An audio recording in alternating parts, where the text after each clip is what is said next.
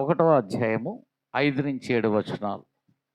మేమాయన వలన విని మీకు ప్రకటించి వర్తమానమేమనగా, దేవుడు వెలుగై ఉన్నాడు, ఆయన యందు చీకటి ఎంత మాత్రమునూ లేదు. ఆయనతో కూడా సహవాసము గలవారమని చెప్పుకొని చీకటిలో నడిచిన యెడల మనం అబద్ధమాడుచూ సత్యమును జరిగింపకుందుము.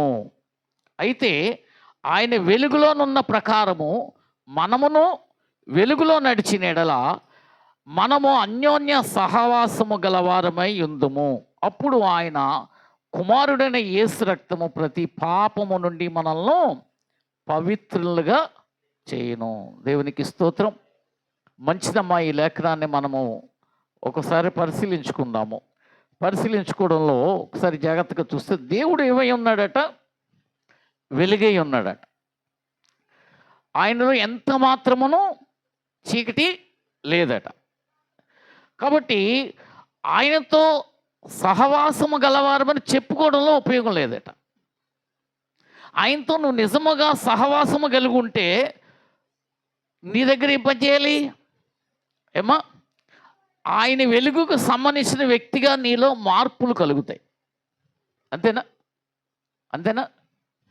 కాబట్టి ఇక్కడ మనం అర్థం చేసుకోవాల్సిన అంశం ఏంటి అని అంటే, అప్పుడు ఎప్పుడైతే అలాంటి మార్పులు కలిగాయో మనకి యేసు రక్తం ఏం చేస్తుందట? మనల్ని పవిత్రులుగా చేస్తుందట. ఎలా చేస్తుందట? యేసు రక్తము ప్రతి పాపము నుండి మనల్ని పవిత్రులుగా చేస్తుందట. కాబట్టి దేవునితో సహవాసము, అన్యోన్య సహవాసము గలవారమై ఉండాలట. అన్యోన్య సహవాసము గలవారమై ఉండాలట. మరి అలాంటి సహవాసము మనం చేస్తున్నామా? మొదట అర్థం చేసుకోవాల్సింది. చాలామంది క్రైస్తవులు చేసే పని ఏంటంటే, యేసు ప్రభువుని నమ్ముకున్నాను నేను, అంటే బాప్తిసం తీసుకున్నాను, సో బాప్తిసం తీసుకుంటే నేను ఇంక యేసు ప్రభువుని నమ్ముకున్నట్టే కదా అని అనుకుని చాలామంది మోసపోతూ ఉంటారు. ఈరోజు చాలామంది యేసు ప్రభువుని నమ్ముకుని బాప్తిసం తీసుకుని వెనక్కి వెళ్ళిపోయిన వాళ్ళు ఉన్నారా లేదా? ఉన్నారా లేదా? అంటే నీవు తీసుకున్న బాప్తిసం ఏదైతే ఉందో ఆ బాప్తిసము పరిశుద్ధాత్మ మూలముగా కట్టబడేటట్టుగా ఉండాలి. ఆత్మమూలమైన ఆదరణ కలగాలి. ఆత్మమూలమైన సహవాసములో నువ్వు నిలవాలి. యోహాను ఇచ్చిన బాప్తిసం ఉంది, అర్థమైందా? పౌలు అడుగుతాడు, ఏమని అడుగుతాడంటే, మీరు పరిశుద్ధాత్మనే పొందుకున్నారా అంటే, పరిశుద్ధాత్మ అంటే ఏంటో తెలియదు. అంటే మీరు పరిశుద్ధాత్మలో బాప్తిసం తీసుకోలేదా అంటే, పరిశుద్ధాత్మ అంటేనే తెలియదు వారికి. మేము యోహాను ఇచ్చిన బాప్తిసం తీసుకున్నాం. ఏ బాప్తిసం తీసుకున్నారు? యోహాను. అంటే ఈరోజు నువ్వు అర్థం చేసుకోవాల్సిన విషయం ఏంటంటే, యేసుక్రీస్తులో నేను బాప్తిసం, ఆయన నామములో బాప్తిసం తీసుకుంటే సరిపోయింది, నేను పరలోకం వెళ్ళిపోతానన్న ఆలోచన నీ దగ్గర ఏమన్నా ఉందేమో ఒకసారి ఆలోచించు. ఆ బాప్తిసం తీసుకున్న తర్వాతే అసలు కథ మొదలవుతుంది. ఆ అసలు కథ ఏంటనుకుంటున్నారు? ఆయన వెలుగై ఉన్నాడు, ఆయనలో ఎంత మాత్రమూ చీకటి లేదు. కనుక ఆయనతో అన్యోన్య సహవాసము గలవారం అయితే మనల్ని ఏం చేస్తుందట? యేసు రక్తము ప్రతి పాపము నుండి మనల్ని పవిత్రులుగా చేస్తుందట. కొంతమంది బలహీనతలు ఉన్నాం, బలహీనతల నుంచి విడిపించబడలేని పరిస్థితి ఉంటుంది. సహవాసం చేస్తే ఏం మారుతుంది? విడిపించబడతాం. కొంతమంది ఎంత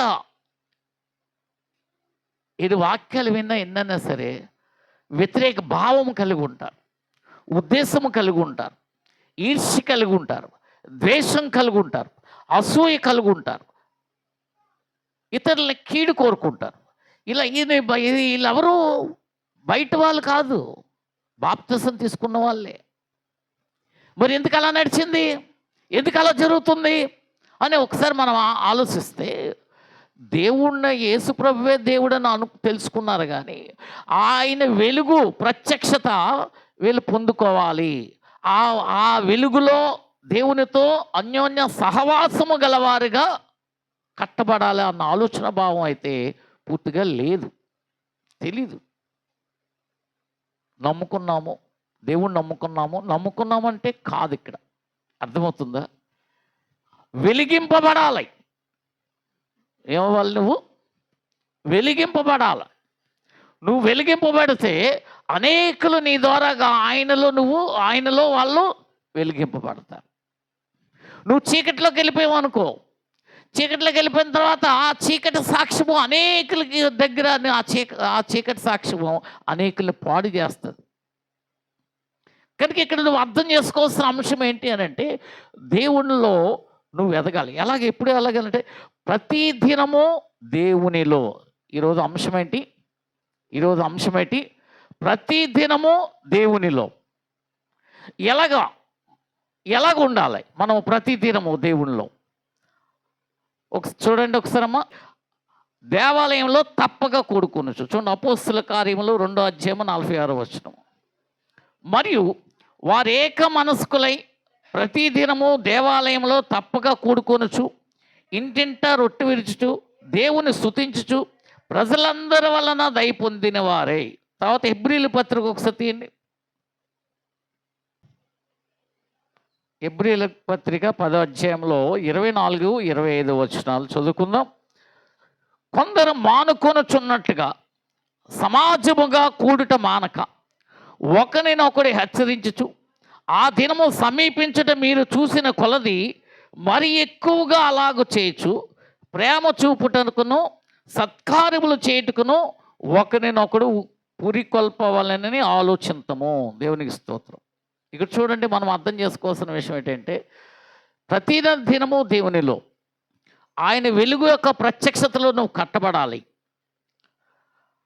ఎంత మాత్రం ఆయనలో చీకటి లేదు. కాబట్టి ఆయనలో నువ్వు వెంబడిస్తున్నప్పుడు, ఆయనతో సహవాసము చేస్తూ నువ్వు ఎదగవలసిన ఎదుగుదలలో నీ దగ్గర ఎంత మాత్రమును చీకటి ఉండాలా, ఉండకూడదా? ఉండకూడదు. కనుక నీ దగ్గర ఎప్పుడు ఉండదు? ఆయనతో ప్రతి దినము ఆయనలో నువ్వు సహవాసం గలవారుగా ఉండాలి. కనుక మొదటి అంశం ఏంటి అంటే, దేవుని సన్నిధిలో మనము మానక, దేవుని సన్నిధిని ఏం చేయాలట? మానక. కొందరు సమాజముగా కూడుకున్నట్లుగా, కొందరు మానుకొనుచున్నట్టుగా సమాజముగా కూడుకున్నట మానక. మనం చూడండి, అనేక విషయాలు మనకి జాగ్రత్తగా మనం గమనించుకుంటే, ఆ దైవికమైన ప్రత్యక్షతలో, దైవికమైన వెలుగులో మనం కానీ వెంబడించకపోతే, నడవకపోతే చాలా నష్టం ఉంది. చీకటి మనల్ని ఆవరించేస్తూ ఉంటుంది, చీకటి మనల్ని స్వాధీనపరిచేసుకుంటుంది.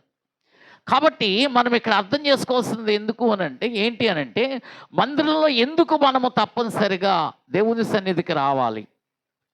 దేవుని సన్నిధికి రాకపోతే నీ ఆత్మీయ జీవితం పాడైపోతూ ఉంటుంది. ఏమవుతుంది?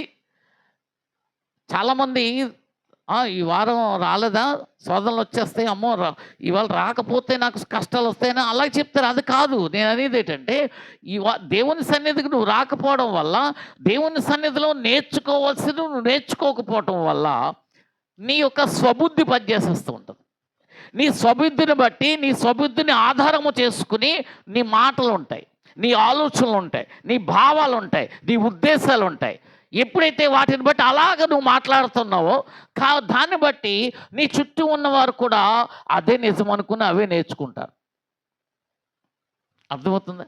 మీరు పెద్దవాళ్ళు అంటే తల్లిదండ్రులు కలిగిన వారు కూడా ఉన్నారు. తల్లిదండ్రులు దేవుని సన్నిధికి వెళ్ళి నేర్చుకున్నారు అనుకోండి, అర్థమైందా? నేర్చుకుని దేవుని సన్నిధికి వెళ్ళి దేవుని సన్నిధిలో పాలు పంచుకునేటప్పుడు దేవుని మూలంగా మీ ఆత్మీయ జీవితంలో మార్పులు వస్తాయి. మాటలు ఆత్మీయంగా ఉంటాయి, అవునా కదా? మీ సలహాలు ఆత్మీయంగా ఉంటాయి, దైవికంగా ఉంటాయి. మీరు రావట్లేదు, మీరు నేర్చుకోవట్లేదు, కాబట్టి మీ మాటలు ఏంటంటే లోకరీతిగా ఉంటాయి. మరి మీ పిల్లలు దేవుళ్ళో ఉండాలంటే ఎలాగవుతుంది? నీ మాటలు లోకరీతిగా ఉంటే నీ పిల్లలు ఎలాగుంటారు? ఏమా కీర్తన, ఎలాగుంటారు? లోకరీతిగానే ఉంటారా? మరి దేవుడి మూలంగా గొప్ప అద్భుతాలు జరగాలంటే ఎలా? మార్పు చెందకుండా అద్భుతాలు జరగవు. నీలో ఆత్మీయ మార్పు రాకుండా అద్భుతం జరిగిందంటే దెయ్యం చేస్తుంది. అది దానికి అక్కర్లేదు, నీ మార్పు అక్కర్లేదు. తన వైపు ఉంటావు కాబట్టి అర్థమైందా, నువ్వు ఎక్కడ దేవుళ్ళలోకి వెళ్ళిపోతావా అని చెప్పి నిన్ను మాయ చేస్తూ ఉంటుంది. కనుక ఈరోజు మనం అర్థం చేసుకోవాల్సింది ఏంటంటే, మన ఆత్మీయ జీవితంలో మార్పు కలగాలి. జీవగ్రంథం మన మధ్య ఉంచాడు. అర్థమవుతుందా? నపుంసకుడు బైబిల్ చదువుకుంటూ వెళ్తున్నాడు, యేసుక్రీస్తు కోసం చదువుకుంటూ వస్తుంటే అతనికి ఫిలిప్పు ఎదురయ్యాడు. నువ్వు చదువుతుంది నీకు అర్థమవుతుందా అంటే, నాకు దీన్ని చెప్పగలవాడు లేనప్పుడు నాకేం అర్థమవుతుందా అంటున్నాడు. ఏమంటున్నాడు? దీన్ని చెప్పగలవాడు లేనప్పుడు నాకేం అర్థమవుతుంది. కాబట్టి దాన్ని వివరించగానే అప్పుడు ఆ నపుంసకుడు ఏమంటాడంటే బాప్తిస్మం అడుగుతాడు. దేవునికి స్తోత్రం చెప్పాను. ఏమడుగుతాడు? బాప్తిస్మం అడుగుతాడు. నీకు అర్థమవుతుందా? బైబిల్ నీ దగ్గర ఉంది, నీ ఇంట్లోనే ఉంది. కానీ ఆ బైబిల్లో నువ్వు ఆత్మీయంగా కట్టబడడం కొరకు అవి చెప్పడానికి ఒకరు ఉండాలి.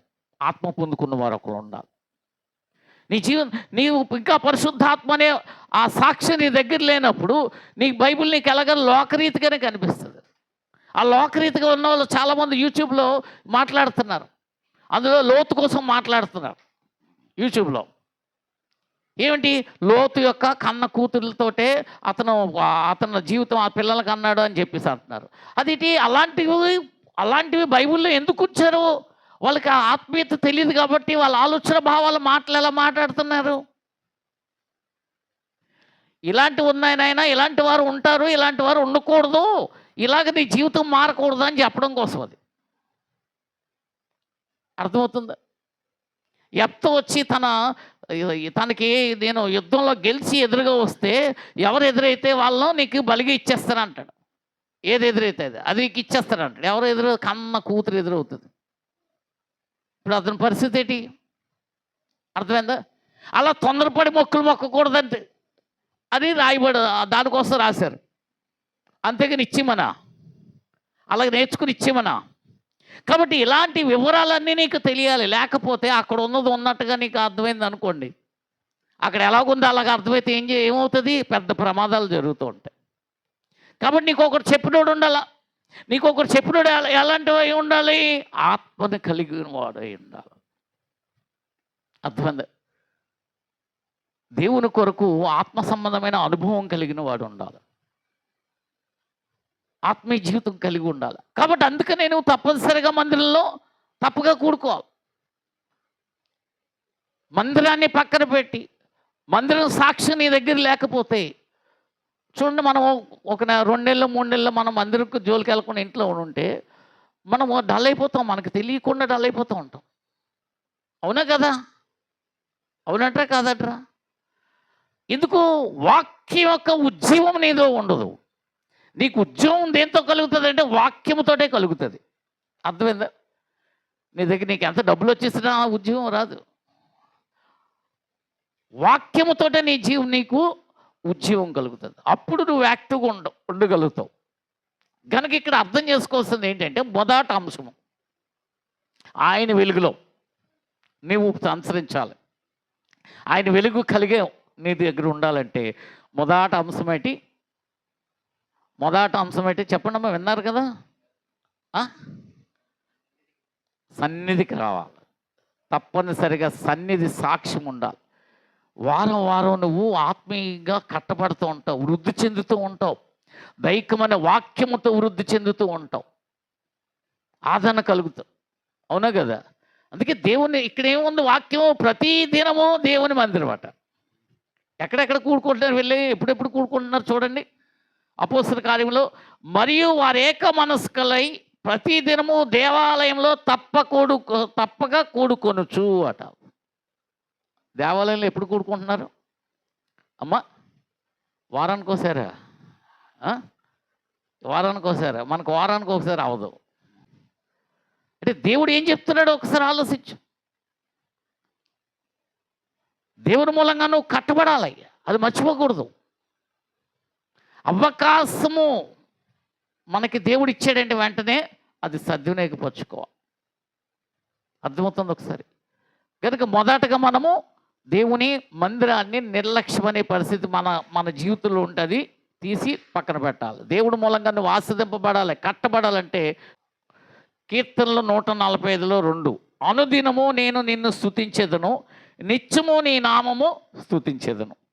కీర్తనలు 100లో 4, కృతజ్ఞతార్పణలు చెల్లించుచు ఆయన గుమ్మములలో ప్రవేశించుడి, కీర్తనలు పాడుచు ఆయన ఆవరణంలో ప్రవేశించుడి, ఆయనను స్తుతించుడి, ఆయన నామమును ఘనపరచుడి. దేవునికి స్తోత్రం. నీకు మళ్ళా ఆయన వెలుగులో నువ్వు నిలబడాలంటే, ఆయన ప్రత్యక్షతలు నువ్వు ఉండాలంటే, ఆ దైవికమైన ప్రత్యక్షత నువ్వు కలిగి ఉండాలంటే, నువ్వు ఇక్కడ రెండో అంశం ఏంటంటే ప్రతి దినము దేవుణ్ణి స్తుతించుట నేర్చుకోవాలి. మొదటి అంశము దేవుని సన్నిధికి రావటం, అర్థమైందా? రెండో అంశం ఏంటి? ప్రతి దినము దేవుని సన్నిధి, ప్రతి దినము దేవుణ్ణి స్తుతించాలా. స్తుతించాలా లేదా? పాస్టర్ గారు మాకు ఇబ్బందులు ఉన్నాయండి, కష్టాలు ఉన్నాయండి, స్తుతించే అవకాశాలు మాకు లేవండి, ఏవని దేవుణ్ణి స్తుతిస్తామని అన్నవాళ్ళు ఉంటారు. ఉన్నారా? అలాంటి వారు కూడా ఉన్నారా? ఇక్కడ వాక్యం ఏం చెప్తుంది? కృతజ్ఞతార్పణలు చెల్లించుచు ఆయన గుమ్మములలో ప్రవేశించుడి, కీర్తనలు పాడుచు ఆయన ఆవరణములో ప్రవేశించుడి, ఆయనను స్తుతించుడి, ఆయన నామము ఘనపరచుడి. అనుదినము నేను నిన్ను స్తుతించెదను, నిత్యము నీ నామము స్తుతించెదను. ఈ రెండు అంశం మనం గమనించుకోవాల్సింది ఏంటంటే, స్తుతియాగము చేయవాడు ఆయనను మహిమపరచును. నీ ప్రార్థన జీవితంలో దేవుణ్ణి మొదటగా ఆయన గొప్ప అద్భుతాలు చేశాడా లేదా? గొప్ప అద్భుతాలు బైబిల్లో ఉన్నాయా లేవా? అద్భుతాలు మొదట దేవుడు బైబిల్లో రాయబడి ఉన్న అద్భుతాలను జ్ఞాపం చేసుకుని స్తుతించు. అర్థమవుతుందా? రెండోది ఏంటంటే, నువ్వు నువ్వు తెలుసుకున్నప్పటి నుంచి, అంటే నువ్వు దేవుడు నువ్వు ఎరగని దినాల్లో కూడా నిన్ను కాపాడాడు, అది నీకు తెలీదు. కానీ దేవుణ్ణి నువ్వు తెలుసుకున్న దగ్గర నుంచి కూడా నీ దగ్గర అనేక సాక్ష్యాలు ఉన్నాయా లేవా? అనేక విషయాల్లో దేవుడు కార్యాలు చేస్తాడా చేయలేదా? మొదటిది ఆయన బైబిల్లో చేసిన అద్భుతాలను బట్టి స్తుతించాలి. నీ ప్రార్థన జీవితం ఎలా కట్టుకోవాలో చెప్తున్నాను నేను.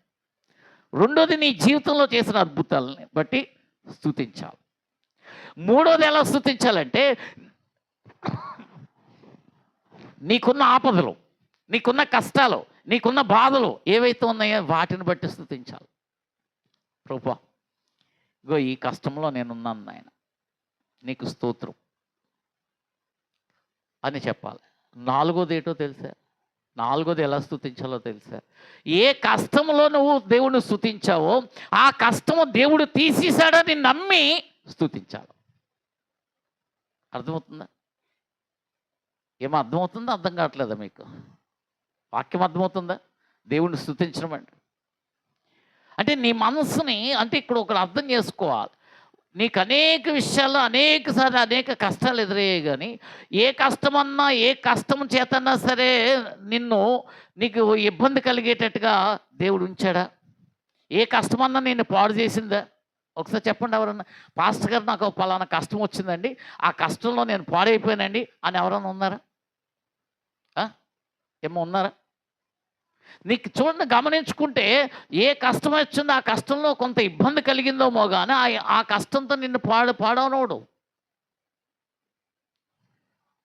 శ్రమలో నీకు వచ్చినా కానీ ఆ ఇరికింపబడేలాగా ఉండవట. శ్రమ పడినను నీవు ఇరికింపబడవు అని ఉంటుంది వాక్యం. కనుక నువ్వు అర్థం చేసుకోవాల్సిన ఏంటంటే, స్తుతి చేయటానికి నీకు ఒక ఇన్ఫర్మేషన్ కావాలి కదా. ఎలా స్తుతి చేయాలో తెలియలే కదా. తెలియకుండా నువ్వు మోకాలేసి కూర్చుంటే ఏమో అర్థమవుతుంది, అవును కదా. కాబట్టి ఏం చేయాలి? మొదటగా ఆయన జీవ గ్రంథంలో ఉన్న చేసిన అద్భుతాలని ఒకసారి జ్ఞాపం చేసుకో. నీ జీవితంలో చేసిన అద్భుతాలని జ్ఞాపం చేసుకో. నీ జీవితంలో ఇప్పుడు ప్రజెంట్ ఏ ఇబ్బందుల మధ్య ఉన్నావో వాటిని జ్ఞాపం చేసుకుని స్తుతి చెల్లించు. స్తుతి యాగము చేయవాడు నన్ను మహిమపరచునని ఉంది 33 కీర్తనలు. కనుక నాలుగోది ఏంటంటే, ఏ కష్టాల మధ్య ఉండి నువ్వు స్తుతి చెల్లించావో ఆ కష్టాల నుంచి దేవుడు నిన్ను విడిపించినప్పుడు ఎలా స్తుతి చెల్లిస్తావు? అది జరగకముందే జరిగదని నమ్మి ఆయన్ని స్తుతించాలి. మొదట ఏం చేయాలి? దేవుని మందిరానికి తప్పనిసరిగా రావాలి. రెండోది స్తుతి చేయాలి. ఆ స్థుతులు ఎలా చేయాలో అర్థమైందా లేదా? అర్థమైందా? నువ్వు అద్భుతాలు చూస్తావు. దేవుని మూలముగా ఒక శాంతికరమైన మనసు కలిగి ఉంటావు. నువ్వు సమాధానకరమైన మనసు కలిగి ఉంటావు. నీ కోపాలు చిరాకులు ఇవన్నీ దేనికోసం అనుకున్నావు? నీ హృదయము సమాధానంగా లేకపోవడం వల్లే. నువ్వు దేవునితో కొంచెంసేపు కూర్చో, అనుదినము అనుదినము కూర్చుని ప్రార్థన చేయ దేవునితో. ఆయన స్తుతించు మొదట. నీ జీవితంలో గొప్ప ఆదరణ కలుగుతుంది, నెమ్మది కలుగుతుంది, సమాధానం కలుగుతుంది, సంతోషం కలుగుతుంది నీకు మొదట. కనుక అలాంటి సాక్ష్యం నీ దగ్గర లేదేమో. ప్రార్థన కూర్చోాలంటే ఉదయం కాకపోతే మధ్యాహ్నం చేద్దాం, మధ్యాహ్నం కాకపోతే సాయంకాలం చేద్దాం, సాయంకాలం కాకపోతే ఎప్పుడు చేస్తాం? రాత్రి చేద్దాం. రాత్రి ప్రార్థన చేసే టైంకి ఇక తెల్లవారే మాత్రం 5 గంటలకు 3కి లేచిపోదాం. అబ్బా లేచిపోయి అప్పుడు ప్రార్థన చేసేద్దాం. ఈ రోజంతా ఏమైపోయింది? ఈ రోజంతా ఏమైపోయింది? సర్వనాశనం అయిపోయింది. దేవుణ్ణి స్తుతించాలి. మూడోది ఒకసారి మనం గమనించుకుంటే చూడండి, కీర్తనల గ్రంథము 88వ అధ్యాయము 9వ వచనము, అలాగే కీర్తనలు 55లో 17, 18 వచనాలు నేను చదువుతాను. మీరు తీయడానికి టైం పట్టేస్తుంది. నేను చూడండి, తీయగలరా? ఫాస్ట్. బాధ చేత నా కన్ను క్షీణించుచున్నది, యెహోవా ప్రతిదినము నేను నీకు మొర్రపెట్టుచున్నాను, నీ వైపు నా చేతులు చాపుచున్నాను. మళ్ళా 55 అమ్మ, కీర్తనలు 55లో 17, 18. సాయంకాలమున, ఉదయమున, మధ్యాహ్నమున నేను ధ్యానించుచు మొర్రపెట్టుకుందును, ఆయన నా ప్రార్థన నాలకించును. నా శత్రువులు అనేకులై ఉన్నారు, అయినను వారు నా మీదకి రాకుండానట్లు సమాధానము కలగజేసి ఆయన నా ప్రాణమును విమోచించి ఉన్నాడు. దేవునికి స్తోత్రం. మొరపెట్టాలట. దేనికోసం మొరపెట్టాలి? నువ్వు ఏ స్థితిలో ఉన్నావో, ఏ ఆపదలు ఉన్నావో, ఏ కష్టంలో ఉన్నావో దానికోసం నువ్వు దేవునితో సంభాషించాలి. మొరపెట్టి విన్నవించుకోవాలి ఆయనకి. కష్టం ఉందంటే ఏం చేస్తాం? కష్టాన్ని ఎలా తప్పించుకుందామా అని ప్లాన్ చేస్తాం. ఎలా నుంచి బయటపడిపోవాలా అని చూస్తాం. ఈ కష్టం ఎవరు సాయం చేస్తారా అని చూస్తాం. అంతేగాని నీకు సర్వశక్తి గల దేవుడు సాయం చేయడానికి ఉన్నాడు అన్న సంగతి జ్ఞప్తికే రాదు. ఎందుకు? ఆత్మీయంగా నువ్వు ఎదగలేదు. బాప్తిసం తీసుకున్నానో దేవుణ్ణి నమ్ముకున్నాను అన్న సాక్ష్యం ఒకటి ఉంది తప్ప నువ్వు దేవునితో సహవాసము కలిగి లేవు. కనుక కష్టం వస్తే కూర్చుని సోఫాలో కూర్చుని టీవీ చూసుకుంటా బాధపడతావు, ఫోన్ చూసుకుంటా బాధపడతావు, లేకపోతే ఎవరన్నా ఇరుగు పొరుగు వచ్చినా, చుట్టుపక్కల వాళ్ళు ఎవరన్నా వచ్చినా, నీకు స్నేహితులు ఉన్నా వాళ్ళతో నీ కష్టాలు చెప్పుకుని బాధపడతావు తప్ప ఎవరు తీర్చేవాడెవరు? నీ కష్టాల నుంచి విడిపించేవాడెవరు? దేవుడు. దేవుడు తట్టు తిరిగి దేవునికి మొరపెట్టుకుని ప్రార్థన చేయాలి. అర్థమవుతుందా? మా కథల కంటే అటు ఇటు పిల్లలు, ఎందుకంటే ఈ వాక్యం పెద్దల కన్నా పిల్లలే మీరే నేర్చుకోవాలి. మీరు చిన్నప్పటి నుంచి ఇలాగ మీరు ఎదిగారు అనుకో, అర్థమైందా? మీకు కొంత వయసు వచ్చేటప్పటికి దేవుని మూలమైన గొప్ప బహుమతి, ఆదరణ, ఆశీర్వాదము కలిగి మీరు దేవుని మూలంగా కట్టబడిపోతారు. అర్థమవుతుందా? మీ జీవితాల్లో గొప్ప అద్భుతాలు చూస్తూ ఉంటారు. మీరు అనేకులకి దేవుడి కొరకు మాట్లాడుతూ ఉంటారు. మీరు మాట్లాడితే దేవుడి కొరకే మాట్లాడతారు, ఇంక దేనికి మాట్లాడరు. ఎందుకంటే అలాంటి సాక్ష్యాలను మార్చేస్తాడు దేవుడు మిమ్మల్ని. అందుకనే పిల్లలు శ్రద్ధ పెట్టండి, అటు ఇటు తిరగకండి. కనుక మనము మన కష్టము ఎవరికొవరికో చెప్పొద్దు. చెప్తే ఏం చేస్తారు? అమ్మా చక్కగా వింటారు, తర్వాత నిన్ను అవమానిస్తారు. నీ కష్టం తీసుకెళ్ళి వీధిలో పెట్టేస్తారు. నీ కష్టాలు వాళ్ళు మాట్లాడుకుంటారు. నీకు కలిగిన కష్టాన్ని బట్టి వాళ్ళు మాట్లాడుకుని సంతోషిస్తూ ఉంటారు, నవ్వుతూ ఉంటారు, హేళన చేస్తూ ఉంటారు. ఇవన్నీ జరుగుతుంటాయి. కనుక నీ కష్టాలు ఎవరి దగ్గర చెప్పకూడదు? మనుషుల దగ్గర చెప్పకూడదు. నీ కష్టాలు ఎవరి దగ్గర చెప్పాలి? దేవుని దగ్గరే మొరపెట్టాలి. ఇవి అలవాటు చేసుకోవాలి. ఇప్పుడు మీకు అర్థమవుతుందా? ప్రతిదినము దేవునిలో మందిరానికి రావడం అలవాటు చేసుకోవాలి. దేవుణ్ణి స్తుతించడం, ఆరాధించడం అలవాటు చేసుకోవాలి. కీర్తనలు పాడడం, పాటలు పాడడం నేర్చుకోవాలి. అదేనా? వాక్యం ఉందా లేదా? కీర్తనలు పాడమని ఉందా లేదా? కీర్తనలు పాడుచు మీ చేత చదివించాం. కీర్తనలు పాడుచు అనేసి. కాబట్టి పాటలు పాడడం నేర్చుకోవాలి. చాలామంది పెద్ద పెద్దలు పాటలు పాడినందుకు జంకుతూ ఉంటారు. పాడితే దేవుడే మనకి ఏం చేస్తాడు? నేర్పిస్తాడమ్మా. కనుక మొర్ర పెట్టడం, స్తుతించాలి, కీర్తనలు పాడాలి, మొర్ర పెట్టాలి. ఇన్ని 3 అంశాలు మనం నేర్చుకున్నాం, అవునా కదా? ఈ 3 అంశాలు అర్థమయ్యే ఎవరికన్నా? అర్థమయ్యే లేదా? ఎవరికి అర్థమయ్యే లేదా? అమ్మ పిల్లలు మీకు అర్థమయ్యా? చేస్తారా? కాబట్టి తప్పనిసరిగా చేయండి. మీ జీవితాల్లో గొప్ప వెలుగు చూడగలుగుతారు. ఆయన మూలంగా కట్టబడతారు. ఆయన మహిమ మీ మీద ఉదయిస్తుంది. ఆయన ముఖ క్రాంతి మీ మీద ప్రకాశింప చేస్తాడు. దేవుడు అంత గొప్ప అద్భుతం చేస్తాడు మీ జీవితాల్లో. అర్థమవుతుందా? మన చాలామంది బలహీన పడిపోతూ ఉంటారు. ఎలాంటి బలహీనత అంటే, ఎప్పుడన్నా సరే కొన్ని ఫెయిల్యూర్స్ చూస్తూ ఉంటారు. ఫెయిల్యూర్ చూసినప్పుడు వాళ్ళ కొత్త ప్రయత్నం చేసినప్పుడల్లా వాళ్ళకి ఏం ఆలోచన వస్తుందంటే, నేనేం చేసినా అవ్వదు, నాకు ఎప్పుడు ఇంతే నా జీవితం, ఎప్పుడు ఇంతే నా బ్రతుకు అని చెప్పి మనము చాలామంది అలాగ అనుకునే వాళ్ళు ఉన్నారు. ఈరోజు అలాంటి ఆలోచన నీకేందంటే తీసేయి. సర్వశక్తి గల దేవుడు నీ బ్రతుకును మార్చగలడు, నీ భవిష్యత్తును మార్చగలడు. అర్థమైందా?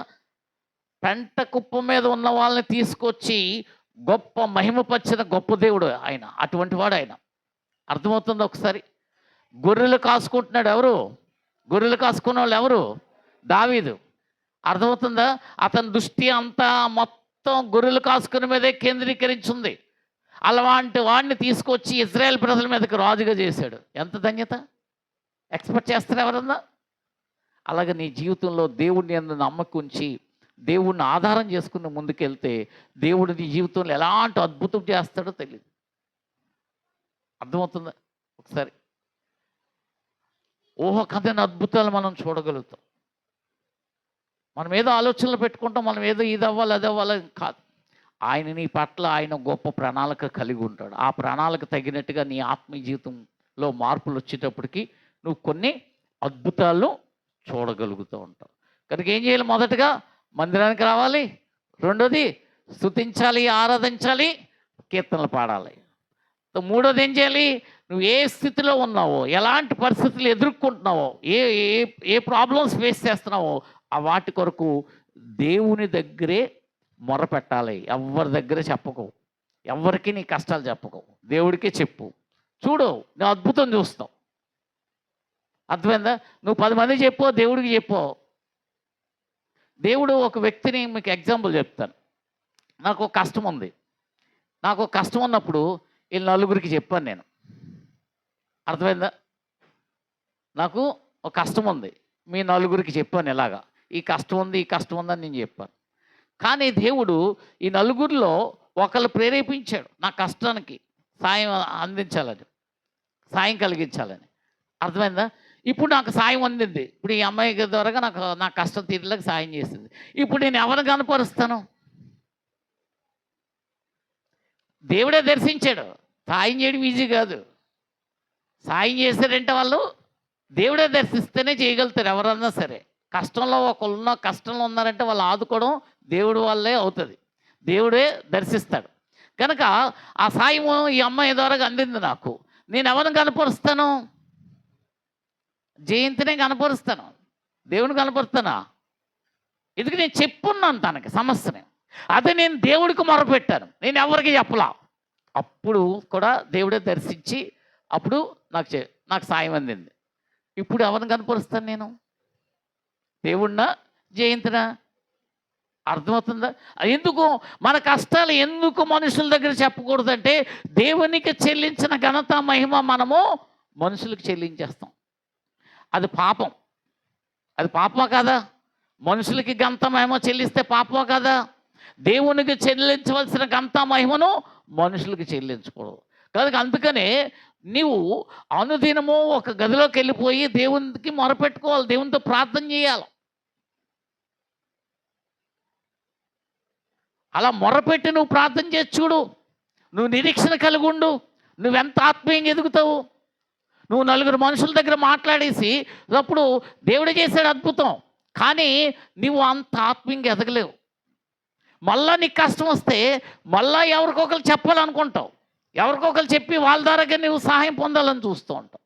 కనుక నువ్వు అర్థం చేసుకోవాల్సిన అంశం ఏంటంటే దేవుని దగ్గరే చెప్పడం నేర్చుకో. మొదటగా నీకే కష్టం ఉందో అప్పుడు నీకు తెలుసు కదా, ఎవరికి చెప్పలేదు, దేవుడికి చెప్పావు. కానీ ఇప్పుడు ఒక అద్భుతం జరిగింది, ఎవరొకరి ద్వారాగా అద్భుతం జరిగింది. అప్పుడు నువ్వు ఎంతగా ఆత్మీయంగా కట్టబడతావు, ఎంత బలపడతావు. ఎప్పుడు కష్టం వచ్చినా సరే నువ్వేం చేస్తావు, దేవుడి దగ్గర మొరపెట్టడానికి సిద్ధపడతావు తప్ప మనుషులకి ఎవరికి చెప్పవు. అవునా కదా? కనుక మూడో అంశం ఏంటి, దేవుని దగ్గరే మొర్ర పెట్టాలి. నాలుగో అంశం చూపిస్తాను చూడండి. అపోస్తుల కార్యము 5వ అధ్యాయము 42వ వచనము, ఏషియా 12లో 3-4 వచనాలు. ప్రతి దినము దేవాలయంలోనూ ఇంటింట మానక బోధించుచు యేసే క్రీస్తుని ప్రకటించుచుండిరి.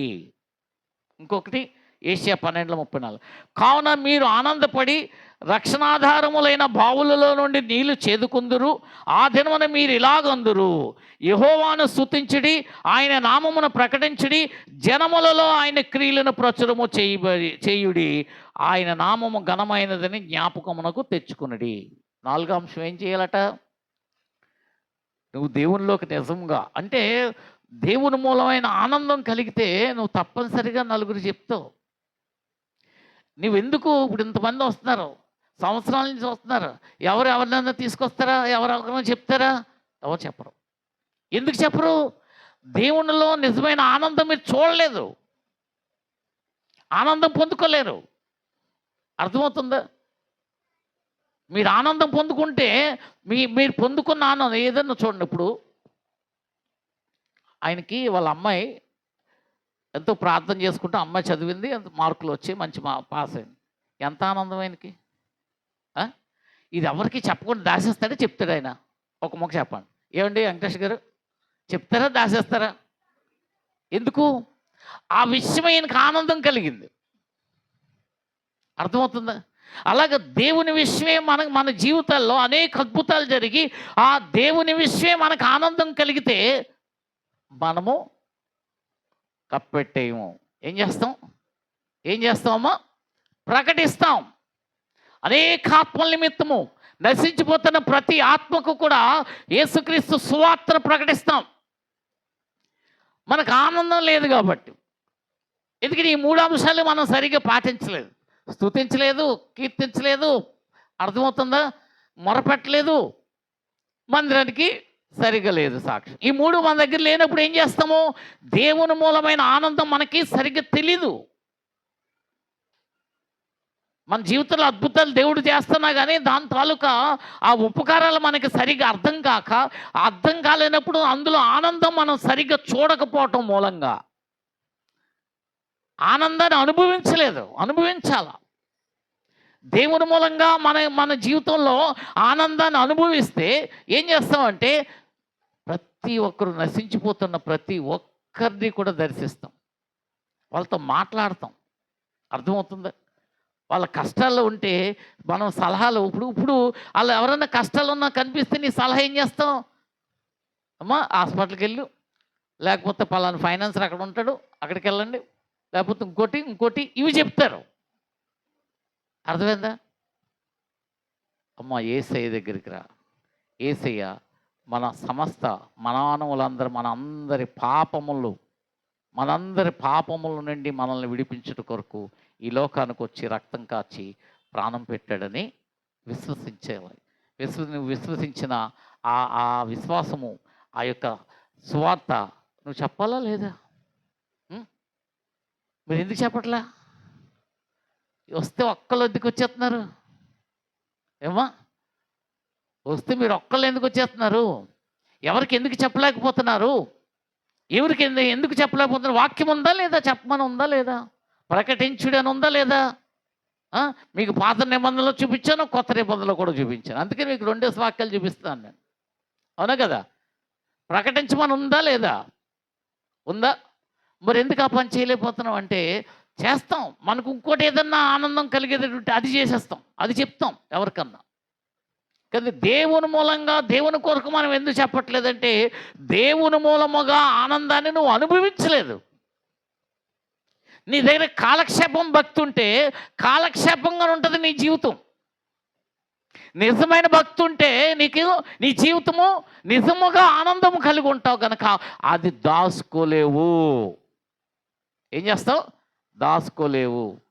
కనుక ఇక్కడ ఈ 3 అంశాలని పాటిస్తే 4వ అంశాన్ని నువ్వు చేయగల శక్తి నీకు కలుగుతుంది. దేవునికి స్తోత్రం చెప్పండి. దేవునికి మరొక స్తోత్రం చెప్పండి. ఏం చేయాలి? మందిరానికి రావాలి, స్తుతించాలి, కీర్తించాలి, మనకున్న ఆపదలో మొరపెట్టాలి, సాక్షిగా మారాలి. ఎప్పుడైతే అలాగా మొరపెట్టి సాక్షిగా మారామో మనకు ఆనందం కలుగుతుంది. ఆనందం కలిగితే ఏం చేస్తామో నలుగురికి ప్రకటిస్తాం, సత్యాన్ని చెప్తాం. నలుగురు నశించిపోతున్నవారు, ఆ కష్టాల మధ్య ఆత్మీయత లేనివారు, బలహీనమైపోతున్నవారు, వాళ్ళని రక్షించుట కొరకు సత్య సువార్తని నువ్వు ప్రకటిస్తావు. ఎందుకంటే నువ్వు దాచుకోలేవు. నీకు కలిగిన ఆనందమైన దేవుని మూలంగా కలిగిన ఆనందాన్ని నువ్వు దాచుకోలేవు గనక ఏం చేస్తావు? ఏమ్మా, ఇప్పుడు నీ శత్రువు ఎవరో ఉన్నారు. నీ శత్రువుకి వెళ్తా అర్థమైందా? ఎవడో రాయిచ్చి కొడిసాడు. కొడిస్తే నీకు ఎంత ఆనందం కలుగుతుంది? అడిగినోడిని అడగలేనోడిని పిలిచి దారిపోతున్నాడు పిలిచి పలానా వ్యక్తిని పలానోడు రాయిచ్చి కొట్టేశాడు, ఎంత గొప్పగా చెప్తావు. ఎందుకు? నీ శత్రువుకు దెబ్బ తగిలితే నీకేం కలిగింది? ఏమ్మా, ఏం కలిగిందిరా తల్లి? ఆనందం. కాబట్టి ఈ ఆనందాన్ని ఏం చేస్తావు నువ్వు? అడిగినోడికి అడగలేనోడికి చెప్తావు. కాబట్టి యేసు ప్రభువు నిన్ను కాపాడిన ఈ ఆనందం నీకు అది తెలియలేదు, దాన్ని అనుభవించలేదు.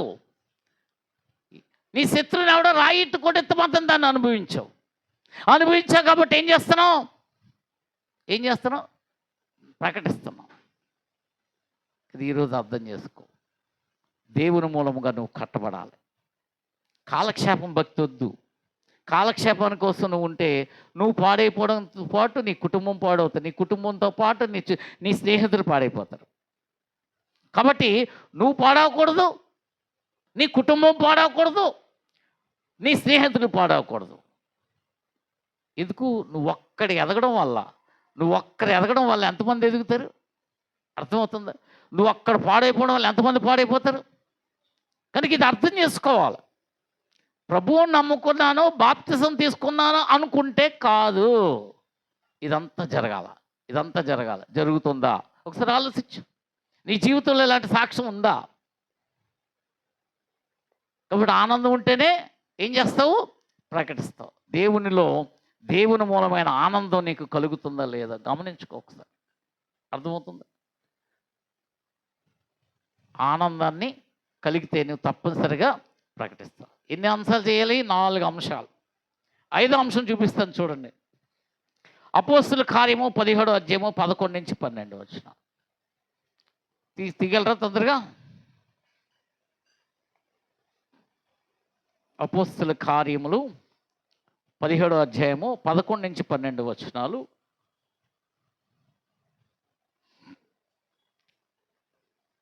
వీరు దెస్సలోనికలో ఉన్న వారి కంటే గనులై ఉండిరి గనుక ఆసక్తితో వాక్యమును అంగీకరించి పౌలును శీలను చెప్పిన సంగతులు అలాగున్నవో లేవో అని ప్రతిదినమును లేఖనములు పరిశోధించుచూ వచ్చిరి. అందుచేత వారిలో అనేకులను ఘనత గల గ్రీసు దేశస్థులైన స్త్రీల్లోనూ పురుషుల్లోనూ చాలామంది విశ్వసించిరి. చూసారా? ఇందాక చెప్పాను నేను. 5వ అంశం ఏంటి? వాక్యం చెప్పు, నీ వాక్యం వినేసి వెళ్ళిపోతే కాదు. ఈ చెప్పిన అంశము అలాగుందా లేదా అని లేఖనాలు పరిశీలించాలట. లేఖనాల పరిశీలన లేకుండా, అర్థమైందా? ఇక్కడ నేనేం చెప్పేస్తే నేనేదో చెప్పేసాను నా సొంతంగా చెప్పేసి మీరు వినేశారు అనుకోండి, అర్థమైందా? అప్పుడు ఏమవుతుంది? ఇందులో లేనిది నేను సొంతంగా చెప్పాను. నువ్వు పాటించవచ్చా పాటించకూడదా? చెప్పండి అమ్మా. ఇందులో లేనిది నా సొంతంగా చెప్పాను, మీరు పాటించవచ్చా పాటించకూడదా అమ్మా? కదా. మరి ఎలా తెలుస్తుంది అందులో ఉందో లేదా అని నేను చెప్పిన దానిలో ఎన్నుకొని వెళ్ళిపోయాను అనుకో. అందుకని ఏం చేయాలట? లేఖనాల పరిశీలన.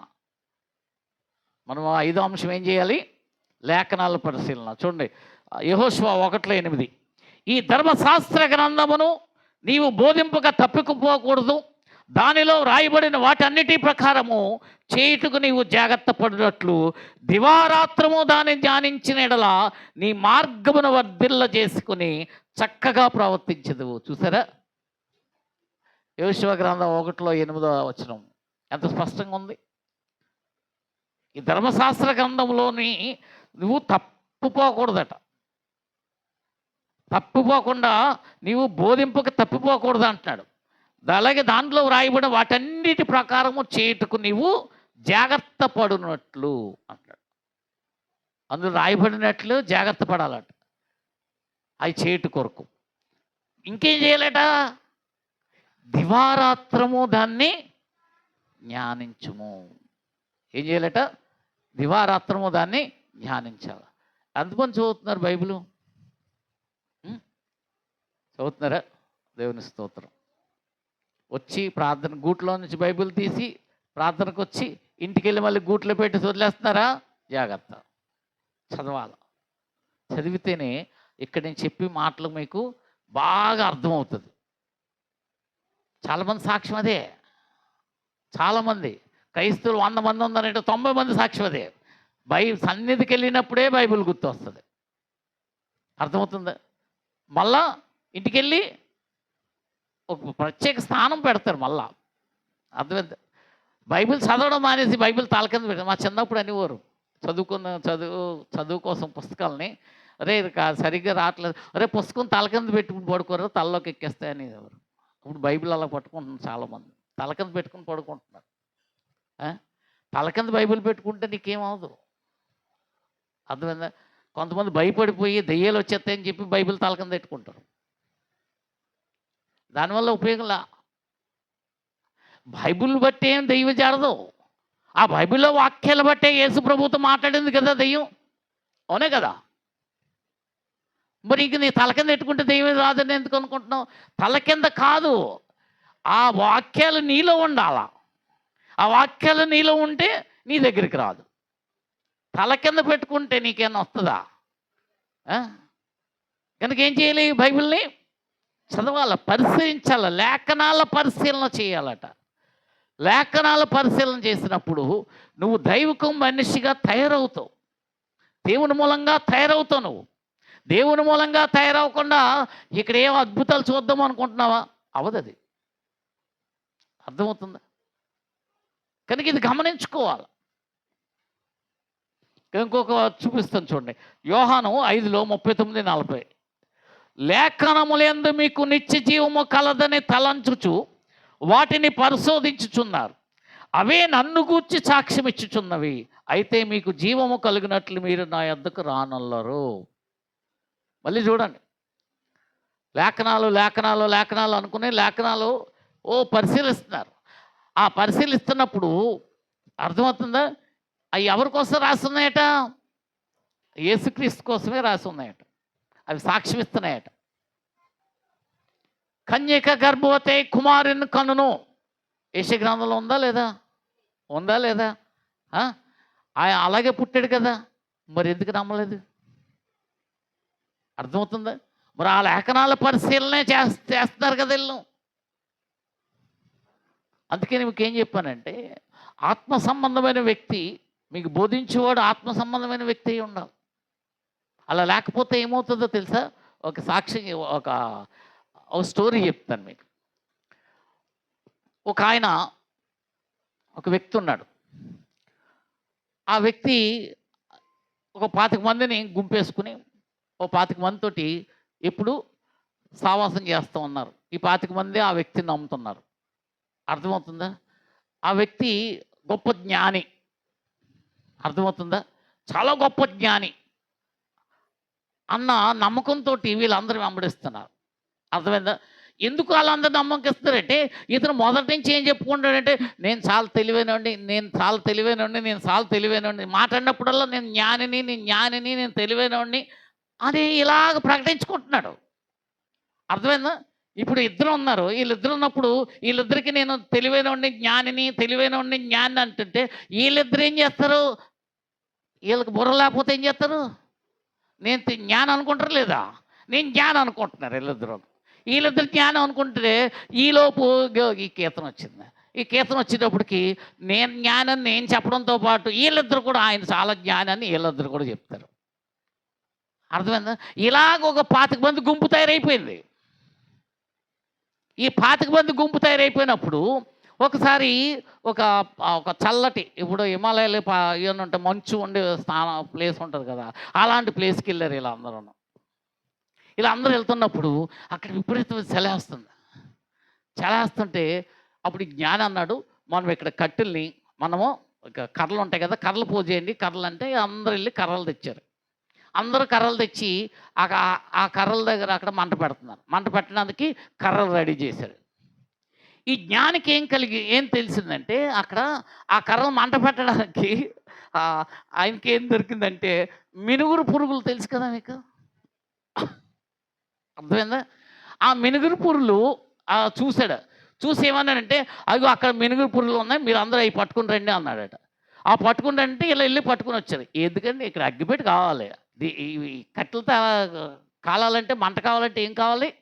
అగ్గిపెట్టి కావాలి. మరి నేను జ్ఞానిని కదా, నేను వెళ్ళి ఏమన్నానంటే మినుగురు పూర్లు తీసుకురానంటే ఇలా అందరూ వెళ్ళిపోయి మినుగురు పూర్లు తీసుకొచ్చారు. ఆ కట్టెల మధ్య మినుగురు పూర్లు వేసి ఇలాగా కాస్తున్నారు. అంటే మినుగురు పూర్లకి వెలుతురు వస్తుంది కదా, అవునా? ఆ మంట కింద కనిపిస్తుంది, ఎర్రగా కనిపిస్తే జ్ఞాని మినుగురు పూర్లే మంటగా అంటేప్పటికి ఈ మిగిలిన అందరూ ఈ బుర్ర తక్కువలందరూ కూడా మొత్తం ఏమన్నారు? వాళ్ళు కూడా అదే అనుకున్నారు. ఈయన జ్ఞానం చెప్పిన తర్వాత ఇంకా ఫాలో అయిపోవడమే, ఇంకా మనం ఎదురించకూడదు అన్నట్టుగానే ఉన్నారు వాళ్ళు. మొత్తం ఆ చెక్కలకి ఆ కర్రల మధ్యలోనూ ఆయన మెరుగురు పూర్లు వేశారు. వేసేటప్పటికి ఒక్కొక్కరు ఎంత యాక్టింగో, ఎలాంటి యాక్టింగ్ అంటే భలే తీరుతుంది. అర్థమవుతుంది? ఒకసారి మీకు అర్థమవుతుందా? బుర్ర తక్కువని మనం నాయుడికి ఎట్టుకుంటే ఇలాగ ఉంటుంది. ఎంతమంది 25 మంది బుర్ర తక్కువలు తయారు చేశాడు ఒక బుర్ర తక్కువడు. ఎంతమందిని తయారు చేశాడు? 25 మందిని. వీళ్ళ పని ఏంటి? అతను జ్ఞానిని పొగటమే. అతను తొమ్మమంటే తొమ్మడం, దగ్గమంటే దగ్గడం. అందుకని ఆత్మ కలిగిన వాడు నీకు దైవజండి అయి ఉండాలి. ఆత్మ లేనివాడు నీకు దైవజండి అంటే మోమాటానికి మా పాస్టర్ గారు అని అనుకుంటే, ఆత్మ లేనివాడు నీకు దైవజండి అయితే అతనికి తోసింది చెప్తాడు, అతనికి నచ్చింది చెప్తాడు, అతనికి తెలిసిందే చెప్తాడు. అర్థమైందా? ఎందుకో తెలిసింది చెప్పి నిన్నేమో నాకు తెలీదు, నా దగ్గర ఆత్మీయత లేదు, నాకు సరిగ్గా తెలియదని నీ దగ్గర చెప్పుకుంటాడు. ఆ గొప్పోడుగానే చిత్రీకరించుకుంటాడు తప్ప. అర్థమవుతుందా? నీకు బుర్ర తక్కువైతే ఏం చేస్తావు? ఆ గొప్పోడిగా చిత్రించుకుంటే ఆ చిత్రీకరణకు వెనకాతలు నువ్వు పరుగులెడుతూ ఉంటావు. దేవుడు కృప ఉండాలి ఆ బుర్ర తక్కువల్లో కొంతమంది బయటికి రావాలంటే. అర్థమైందా? లేకపోతే మా పాస్టర్ గారు చాలా జ్ఞాని, మా పాస్టర్ గారికి బాగా తెలుసు. ఇదే భజన. ఈ భజన పార్టీలు ఎక్కువైపోతూ ఉంటాయి. ఇలాగ ఎందుకు మీరు భజన చేసి ఏం చేస్తారంటే అతను పాడు చేయడంతో పాటు మీరు పాడైపోతున్నారు. అందుకని ఏం చేయాలి? లేఖనాల పరిశీలన. అర్థమవుతుందా? అలాగుందో లేదో అని చూడాలి. పాస్టర్ గారు చెప్పింది రైట్ అనుకుని వెళ్ళిపోకూడదు. నీకు ఎందుకు ప్రతి ఒక్కరు బైబిల్ ఎందుకు ఉండాలి? మందిరానికి వస్తే బైబిల్ ఎందుకు తేవాలి? ఏమా ఇక్కడ చెప్పిన ఏం చెప్తున్నాడు అది వినేసి వెళ్ళిపోవడానికి కాదు, ఈ చెప్పింది చెప్పినట్టుగా ఉందా లేదా అని పరిశీలించడం కోసం బైబిల్. అర్థమవుతుందా? పోనీ మీకు బైబిల్ తేడానికి ఇబ్బంది, డిజిటల్ బైబిల్స్ ఉన్నాయి కదా అన్నీ. ఫోన్లో డిజిటల్ బైబిల్ ఉందా లేదా? కనుక ఈరోజు నువ్వు అర్థం చేసుకో. ఏం చేయాలట? చాలా తెలివైన వాళ్ళు చాలా గొప్పగా చెప్తారు అనుకుని మోసపోకు. లేఖనాల పరిశీలనలు చేసుకుని నువ్వు ఉండాలి. సార్ ఒకటి గనక ఆయన ఏం చెప్తున్నాడు యేసు ప్రభు, ఎందుకంటే ఆత్మజ్ఞానము కలిగి ఉండాలి. లేఖనాన్ని బట్టి నువ్వు లేఖనాలు చూస్తున్నా కానీ ఆత్మ సంబంధమైన జ్ఞానం కలిగి ఉండాలి. అందుకే నువ్వు దేవుళ్ళో అనుదినము ఎదుగుతుంటే, అనుదినము నేను ఈ చెప్పిన అంశాలను నువ్వు పాటిస్తూ ఉంటే నీకు ఆ లేఖనాలు పరిశీలించగల జ్ఞానం నీకు కలుగుతుంది. అప్పుడు జ్ఞానం కలిగినప్పుడు, ఇప్పుడు మీరు కొత్తగా వచ్చినప్పుడు నేను చెప్పింది అది రైట్ అనుకోండి. ఆ పిల్లలు కొత్త అనుకుందాం, ఇప్పుడు నేనేం చెప్తే అది రైట్ అనుకుంటారు, అవునా కదా? కొద్ది సంవత్సరాలు పోయిన తర్వాత వీళ్ళకి బైబిల్ కోసం అర్థమైంది. అప్పుడు నేను ఏదో చెప్పేసాను అనుకో, వింటారా? పాస్టర్ గారు అక్కడ అలాగ ఉంది కదండి, ఇలాగేం చెప్పారేటండి మీరు అని అడుగుతారా? అడగరా? ఏం అడుగుతారా? వినేస్తారా? చెప్పింది వినకూడదు. జాగ్రత్త. పరిశీలించుకుని బైబిల్లో ఉన్నట్టుగా పాస్టర్ గారు బోధిస్తున్నారా, సొంత బోధ ఏమన్నా ఉందా అన్నది గమనించుకోవాలి. సరే, పరిశీలించిన తర్వాత ఆరోది ఒకసారి చూడండి. 6 అంశాన్ని మీ మధ్య ఉంచుతాను. లూకాసు వార్త 9:23-24 వచనాలు.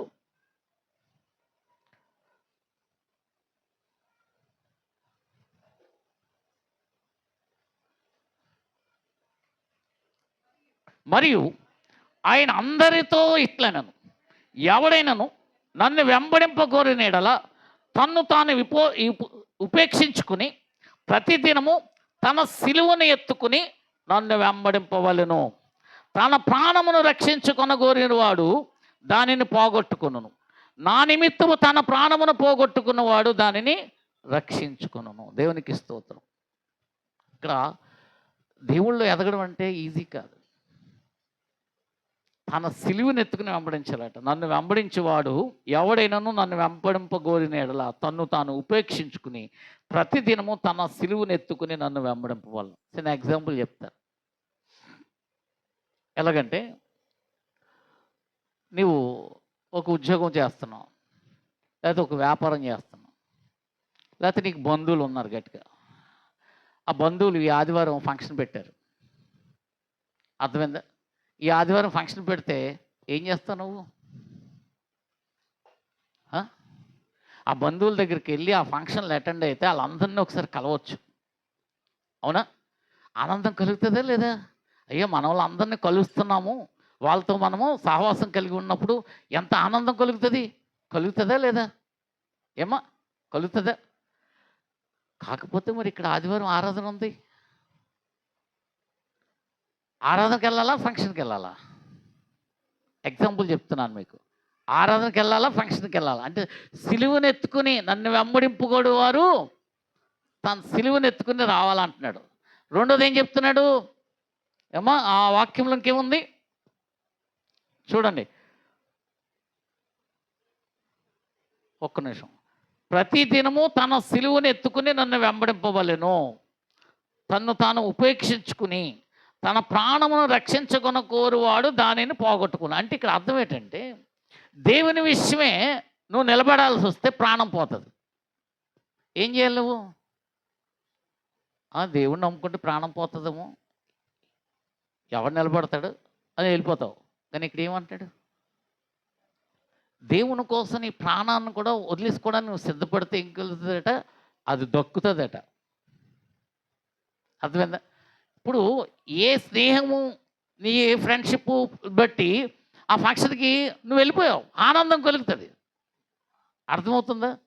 తర్వాత ఏడుస్తావు. ఏది వదిలేసుకున్నావు? నీకు రెండిట్లో ఏది విలువైంది? ఏది నీకు? దేవుని ఆరాధించడం విలువైందా? ఆ ఫంక్షన్లో అటెండ్ అయ్యి ఆ నలుగురితో సంతోషంగా ఉండడం విలువైందా? ఏది విలువైంది?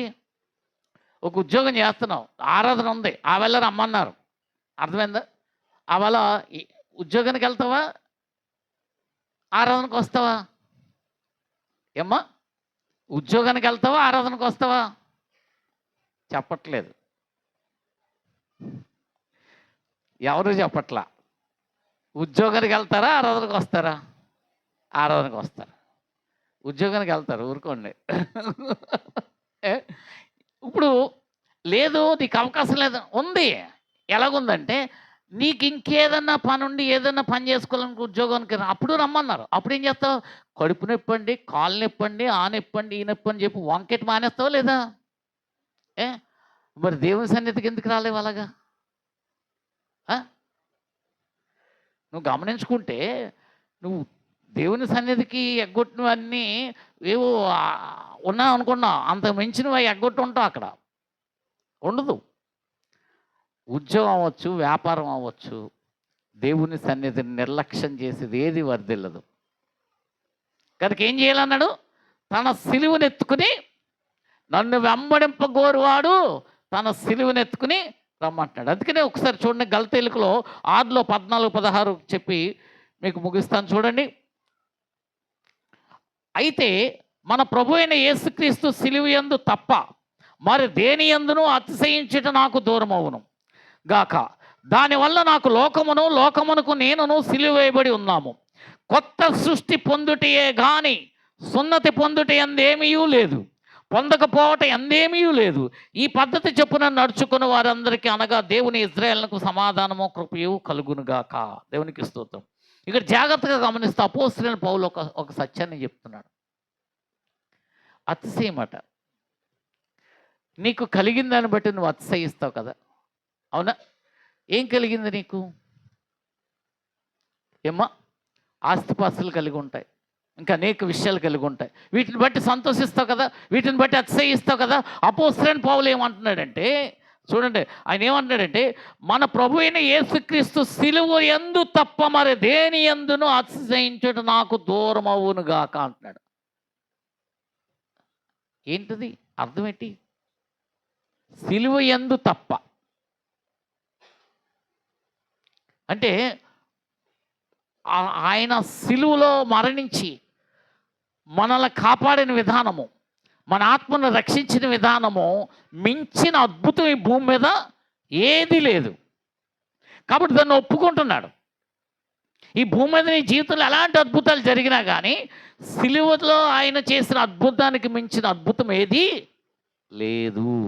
అందుకనే సిలువ తప్ప, సిలువని విషయమే తప్ప మరి దేని మీదనూ అతిశయించట్లేదట. సిలువ విషయమే అతిశయిస్తున్నాడట. మరి నీకుందాలంటే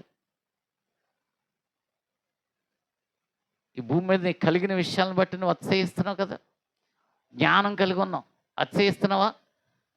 ఆస్తిపాస్తులు కలిగి ఉన్నాయి, అతిశయిస్తున్నావా? వ్యాపారాలు కలిగి ఉన్నాయి, అతిశయిస్తున్నావా? ఉద్యోగం కలిగి ఉన్నావు, అతిశయిస్తున్నావా? అందం ఉంది, అతిశయిస్తున్నావా? అర్థమైందా? అందమైన భార్య ఉంది, అతిశయిస్తున్నావా? అందమైన భర్త ఉన్నాడు, అతిశయిస్తున్నావా? ఏ కదా మీకు ఇంపార్టెంట్లు. అపోస్తలుడైన పౌలు ఇంపార్టెంట్ ఏమంటున్నాడు? సిలువ తప్ప. దేవునికి స్తోత్రం. కనుక నీ అతిశయం కూడా మారాలి. అతిశయించేవాడు ప్రభువునందే అతిశయింపవలను అన్నది వాక్యం. అతిశయించేవాడు ఎవరు అందు అంటే అతిశయపడాలి, ప్రభువునందే అతిశయపడాలి. కనుక నీ అతిశయము మారాలి. 6వ అంశం ఏంటి? నీ అతిశయం మారాలి. నువ్వు ఇక్కడ గొప్పగా చెప్పుకోవడం వల్ల నీ వెనకట్ల నీ ముందు ఆహా ఊహా అంటారు, వెనకెళ్ళి తిడతారు. అర్థమైందా? నీ గొప్పలు బట్టి వెనకట్ల తిడతారు. ఎవరు నేను పొగడరు, పొగుడతారు అనుకున్నా, తినేస్తున్నాడు రా బాబు, తినేస్తున్నా అనుకున్నాం ఈ పరిస్థితిని బట్టి అంటారు. కనుక నీ గొప్పలు మానే. నీకు అసలైన గొప్ప ఏంటంటే ఆయన సిలువ చాటున నీకు రక్షణ కలగజేశాడు. ఎంత ధన్యతది! అది ఎందుకు గొప్పగా చెప్పుకోలేకపోతున్నావు? ఎందుకంటే అందులో నీకు ఆనందం లేదు. నీకు ఎందులో ఉంది ఆనందం? నీకు కలిగిన గొప్పలు వేరేగా ఉన్నాయి కదా, వీళ్ళు గొప్పలు అనుకుంటున్నావు. అందులో ఆనందం ఉంది కాబట్టి ఆ గొప్పలు నువ్వు చెప్పుకోగలుగుతున్నావు. అర్థమైందా? యేసుక్రీస్తు సిలువలో చేసిన ప్రాణత్యాగం, నీకు బదులుగా ఆయన ప్రాయశ్చిత్తం, అది ఆనందిస్తున్నావా? నువ్వు చనిపోవాలి. అర్థమవుతుందా? నీ పాపంతో నువ్వు చనిపోవాలి. నీకు బదులుగా ఆయన చనిపోయాడు కదా. ఎంత ఆనందించాలి మనము? ఆనందించాలి లేదా? అలాగుందా ఆనందం? అలా లేదు. దేవుని మూలముగా మనము కట్టబడాలి, ఆస్వాదింపబడాలి, సమాధానము చూడాలి, నెమ్మది చూడాలి, ఆశీర్వాదము చూడాలి అని అంటే దేవునిలో ఎదగాలి. ఏం చేయాలి? ఎదగాలి. ఈ 6 అంశాలు అర్థమయ్యామ్మా? ఎవరైనా చెప్పగలరా ఈ 6 అంశాలు? ఏమన్నారు ఎవరన్నా చెప్పగలరా? ఫస్ట్‌ది సన్నిధిలో మోకరించటం, తప్పక మానేయకుండా మోకరించటం. రెండోది స్తుతించటం, కీర్తించటం. మూడోది మొరపెట్టడం. నాలుగోది ప్రకటించటం. అంతేనా? నాలుగోది ప్రకటించటం. ఐదోది అమ్మా పరిశీలన, వాక్య పరిశీలన. 6 సిలువను ఎత్తుకోవాలి. సిలువను బట్టి అతిశయించాలి. సరిపోద్దా? సరిపోతాయా? నేర్చుకున్నట్టేనా? ఏడోది కూడా చెప్పి ముగించేస్తాను. హెబ్రీయులకు పత్రిక 3లో 12-15 వచనాలు. సహోదరులారా, జీవము గల దేవుని విడిచిపోనట్టి విశ్వాసము లేని దుష్ట హృదయము మీలో ఎవనైందైనను ఒకవేళ ఉండునేమో అని జాగ్రత్తగా చూసుకున్నది. నేడు మీరు ఆయన శబ్దము విని నీడల కోపము పుట్టించినప్పటి వలె మీ హృదయంలో కఠినపరచుకొనకూడదని ఆయన చెప్పిన కనుక పాపం వల్ల కలుగు భ్రమ చేత మీలో ఎవడనో కఠినపరచబడకుండానట్లు నేడు అనబడు సమయం ఉండగానే ప్రతి దినమును ఒకరినొకడు బుద్ధి చెప్పుకున్నది. ఏలయనగా మొదటి నుండి మనకున్న దృఢ విశ్వాసము అంతము మట్టుకు గట్టిగా చేపట్టిన ఎడలనే క్రీస్తులో పాలివారమై ఉందుము. దేవునికి స్తోత్రం. క్రీస్తులో పాలివారమై ఎలాగుంటామట? ఒకరినొకడు బుద్ధి చెప్పుకోవాలట. ఇప్పుడు నేనున్నాను, ఇందాక చెప్పాను. ఏం చెప్పాను? నేను జ్ఞాని అని నేను అనుకుని ఒక 25 మందిని ఆ బుడత కోళ్ళు తయారు చేశాను. నేను జ్ఞానం గొప్పగా అన్న వల్ల. కాబట్టి నేనేం చెప్పాను? మినుగురు పురుగులు తీసుకొచ్చి ఆ కట్టెలు వేసేస్తే మంటలు వచ్చేస్తాయని చెప్పి అన్నాను. ఈ 25 మంది కూడా ఏం చేశారు? ఆ మినుగురు పురుగులు తీసుకెళ్ళి ఆ కట్టెలు వేసేసారు. అర్థమైందా? మంట లేదు, ఏం లేదు, వెలిగి అక్కడ ఉంది. కాబట్టి ఈ జ్ఞానం చెప్పిన మాట అది అబద్ధమైనా నిజం చెయ్యాలి అనే ఉద్దేశాలతోటి ఈ 25 మంది ఏం చేస్తున్నారు? వెనకట్లు పొగడుతున్నారు. పొగడతాం కాక అబ్బాబ్బా ఎంత మంట వచ్చేస్తుంది, ఎలాగొచ్చేస్తుంది, వేడిగా వస్తుంది, వేడిగా వచ్చేస్తుందని అంటే అది మోస్తున్నారు. ఇక్కడ ఏం చేస్తారు? ఆ భారమైన స్థితిని మోస్తున్నారు. కొద్ది రోజులకి కొంత టైం అయిపోతే అర్థమైంది. ఎవడు అంత మోసినా కానీ అది సత్యము బయటపడిపోద్ది కదా. మంట రాకుండా ఏం చేస్తాయి? మిరుగురు పూర్లు అక్కడే కూర్చుంటాయి, ఏంటి వెళ్ళిపోతాయి. వెళ్ళిపోతే ఆ తెలివైన వాళ్ళు ఏమంటారు తెలుసా? మంట ఆరిపోయింది అంటారు. అంతేగాని మారరాల్లో. అర్థమైందా? మంట ఆరిపోయింది అంటారు కానీ మారరాల్లో. ఎందుకంటే నెత్తి మీద పెట్టుకున్నారు కదా జ్ఞాన్ని. ఆ నెత్తి మీద పెట్టుకున్న తర్వాత అది దించలేరు వాళ్ళు. ఈయన దిగడు, వాళ్ళు దించరు. ఇదేతో జరుగుతుంది. అలాగా కాకుండా ఎవడో ఒకడు, అంటే సింపుల్ ఎగ్జాంపుల్ చెప్తాను. బుద్ధి చెప్పుకోవడం అంటే, ఓ రాజుగారి దగ్గరికి 4 దేవతా వస్త్రాలు తయారు చేస్తామని చెప్పి 4 వచ్చారట. చాలామంది తెలుసు అనుకోండి, అసలు నవ్వుతున్నారట. అవునా? వచ్చి దేవతా వస్త్రాలు నేస్తామంటే రాజుగారు వాళ్ళకి కొంత పైకి మెప్పించి పంపించారు. పంపిస్తే కొద్ది రోజులు పోయిన తర్వాత రాజుగారు ఒకరిని పంపించారు. వెళ్ళి ఆ దేవతా వస్త్రాలు ఎంతవరకు వచ్చాయి ఏంటో చూడమంటే వాళ్ళు వెళ్ళి ఒకడు వచ్చి వీళ్ళ దగ్గరికి వచ్చారట. వీళ్ళు ఉత్తు చేతులని ఇలాగ నేస్తున్నట్టుగా ఇలాగ అంటున్నారు. ఇలాగ అంటుంటే వీళ్ళకి కనిపించట్లా.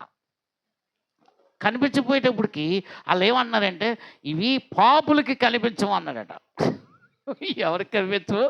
పాపులకు కనిపించవు అన్నాడట. పాపులకు కనిపించమని చెప్పింది అని ఇలాగ నేస్తుంటే, ఆహా భలేగా ఉన్నాయి, బోలి కలర్, మంచి కలర్ వేశారు వస్త్రాలకి, అలాగే వేశారని ఇటు చెప్పుకుని వెళ్ళిపోయారు. అలాగే ముగ్గురు వచ్చి ఇలాగే చెప్పారట మొత్తానికి. ఆఖరికి లాస్ట్కి రాజుగారి దగ్గర తీసుకెళ్ళినందుకు వచ్చిన రోజు వచ్చి అట్లనేమో ఇలా జాగ్రత్తగా ఏం లేవు అందులో, చేతులు ఇలా జాగ్రత్తగా పట్టుకెళ్ళారట రాజుగారి దగ్గరికి. పట్టుకెళ్తే రాజుగారికి కనిపించట్లేదు. అయ్యా ఇవి పాపులకు కనిపించవు అన్నారట. అంతే. అంటే మనసులో నేను పాపిని కదా, ఏమో చేస్తాం కదా, చేసిన పాపిని కదా అని చెప్పి అవి కనిపించవు కదా, నాకు కనిపించట్లేదు, అమ్మో నేను నాకు కనిపించట్లేదు అన్నానంటే నేను పాపిని వీళ్ళందరూ తెలిసిపోద్దు. కాబట్టి చాలా బాగున్నాయి అన్నాడు. అయితే వేసుకోండి అయ్యా అని చెప్పేసి ఇలాగ ఆయన చేతులు ఎడితే ఆయనకున్న వస్త్రాలు తీసి ఈ వస్త్రాలని అలాగే వేసుకున్నాడు. వేసుకుని గుర్రం మీద ఊరేగుతున్నారండి. అందుకే గుర్రం మీద ఊరేగుతుంటే ఇలాంటాడు రాజుగారు బట్టలు వేసుకోలేదు అన్నాడు. అర్థమైందా? అంటే ఇక్కడ ఆ పిల్లోడు లేచి ఆయనకేం తెలీదు, ఏముందో ఉన్నది ఉన్నట్టుగా మాట్లాడడం వచ్చు, అంతేనా? మాట్లాడేశాడు. అప్పుడు అందరికీ జ్ఞానోదయం. కనుక ఇక్కడ అర్థం చేసుకోవాల్సింది ఏంటంటే, మనము దేవుని లేఖనాలను పరిశీలించుకోవాలనుకున్నాం కదా, అలాగా దేవుళ్ళో ఎదుగుతున్నప్పుడు, దేవుళ్ళో ఎదిగే విధానంలో ఎవడన్నా సరే ఆత్మీయతకి వేరుగా అర్థమైందా, దైవికంగా ఎదగవలసిన వ్యక్తి లౌకిక పరంగా ఎదుగుతూ లౌకికపరమైన మాటలు మాట్లాడుతుంటే పక్కవాడు విన్నవాడు అని ఊకొట్టకూడదు. ఏం చేయాలి? సరి చేయాలి. ఒక్కరినే ఒకడు బుద్ధి చెప్పుకోవాలి. నాకెందుకు, చాలామంది చూస్తాను నేను, దేవుడి కోసం ఏదో మాట్లాడారు అనుకో, ఇప్పుడు తబిత దగ్గర ఎవరు వచ్చి మాట్లాడారు అనుకో, పాస్టర్ గారు అలాగ అన్నారండి అని నాకు వచ్చి చెప్తుంది. కానీ అక్కడే ఖండిస్తే వాడు సెట్ అవుతాడు కదా, అవునా కదా? అక్కడ ఖండించాలి. అలా కాకుండా నా దగ్గరకు వచ్చి చెప్తే సుఖమేంటి? అర్థమైంది? నా దగ్గర మాట్లాడరు కదా, నా దగ్గర ఎంతో సత్యవంతులుగా, అర్థమవుతుందా? అసలు దేవుడు అంటే మా దగ్గరే ఉన్నాడు అన్నట్టుగా అలాగే మాట్లాడతా తప్ప నా దగ్గర మామూలుగా మాట్లాడరు కదా. నీ దగ్గర అన్నట్టుగా నా దగ్గర అంటారా? అనరు కదా. కాబట్టి నీ దగ్గర అన్నప్పుడు నువ్వేం చేయాలి? వాక్యము నీ దగ్గర ఉంది కనుక, సత్యము నీ దగ్గర ఉంది కాబట్టి ఆ వాక్యాన్ని బట్టి, సత్యాన్ని బట్టి ఆ వ్యక్తిని సరి చేస్తే ఆ వ్యక్తి మరుసటి రోజు నీ దగ్గర మాట్లాడతాడా? చెప్పండి ఒకసారి. మాట్లాడు కదా. అప్పుడంటే ఆ వ్యక్తి నీ దగ్గర జాగ్రత్త పడతాడు. అలాగో 10 మంది దగ్గర జాగ్రత్త పడ్డాడు అనుకోండి, అయితే ఇది రైట్ కాదు, ఎందుకు మనకి ఇది, మనం ఎక్కడ మాట్లాడినా అవమానం వస్తుంది తప్ప సమాధానం రావట్లేదు, అంటే నేను మారాలి అని ఆలోచన భావం కలుగుతుంది. లేకపోతే దేవతా వస్త్రాల్లాగా ఉంటుంది పరిస్థితి. అర్థమవుతుంది? ఒక మాట్లాడితే నువ్వు ఊరుకున్నావు, అర్థమైంది? నీ మనసులో ఉంది కానీ నువ్వు మాట్లాడలా. ఆ వ్యక్తి నరకానికి వెళ్ళిపోవడానికి నువ్వు సాయం చేస్తున్నావు అని అర్థం. ఒక వ్యక్తి నరకానికి వెళ్ళిపోవడానికి కారణం ఆ వ్యక్తే కాకుండా మనం కారణం కాకూడదు. కాబట్టి ఆ వ్యక్తి నరకానికి వెళ్ళిపోయేటట్టుగా మనము సపోర్ట్ చేస్తున్నాం అంటే బుద్ధి చెప్పవలసినప్పుడు బుద్ధి చెప్పాలా, చెప్పకుండా ఉంటే కాదు. కనుక 7 అంశాలు నీ దగ్గర ఉన్నాయా? అందుకనే చూడండి, సామెతల్లో ఒక వాక్యం ఉంది, ముగిస్తాను. 27:17 ఏమని ఉందంటే, ఇనుము చేత ఇనుము పదునగ్గునట్లు ఒకడు తన శలికానికి వివేకము పుట్టించును. ఇప్పుడు ఇనుము పదునెక్కాలంటే దేంతటమ్మా మళ్ళీ పదునెక్కిస్తారు? ఇనుమే కదా. అర్థమవుతుందా? నీ దగ్గరకు వచ్చి పదులేని మాటలు మాట్లాడుతుంటే నువ్వు పదునెక్కించాలి, మళ్ళా సరిచేయాలి. లేకపోతే మొద్దుబారిపోతారు. మొద్దుబారిపోయి వాళ్ళకున్న జ్ఞానమే రైట్ అనుకుంటారు. అర్థమవుతుందా? ఇప్పుడు ఆ 25 మందికి ఉన్న నాయకుడు ఏమనుకుంటున్నాడు? తన జ్ఞానం అనుకుంటున్నాడు కానీ తనలో మార్పు వస్తుందా? మారాలనుకుంటున్నాడా? అర్థమవుతుందా? ఇంకో 25 మందిని పాడు చేస్తాడేమో కానీ అతను బాగుపడు. కనుక ఈ సత్యము మన దగ్గర ఉంచుకోవాలి. కనుక 7 విషయాలకి 7 అంశాలని మనము పరిశీలించుకుంటే అనుదినము దేవునిలో మనము, దేవునికి స్తోత్రం, ఏం చేతి అనుదినము దేవునిలో నువ్వు ఎదుగుతావు. నీ సహవాసము దేవునితోనే ఉంటుంది. అర్థమవుతుందా? దేవుని మూలంగా అనేక అద్భుతాలు చూస్తావు, అనేక సాక్ష్యాలు చూస్తావు. దేవుని మూలంగా ఆనందం కలుగుతుంది, నీకు నెమ్మది కలుగుతుంది, సమాధానం కలుగుతుంది, నీ పరిస్థితిలో జీవితము కలుగుతుంది. దేవునికి స్తోత్రం చెప్పండి. మరి ఈ అంశాల్లో 7 అంశాలని సరి చేసుకుంటారా? దేవుడు తప్పనిసరిగా ఆస్వాదిస్తాడు. దేవుడు తన వెనుకల్లో కొద్ది మాటలు దీవించును గాక. ఆమేన్.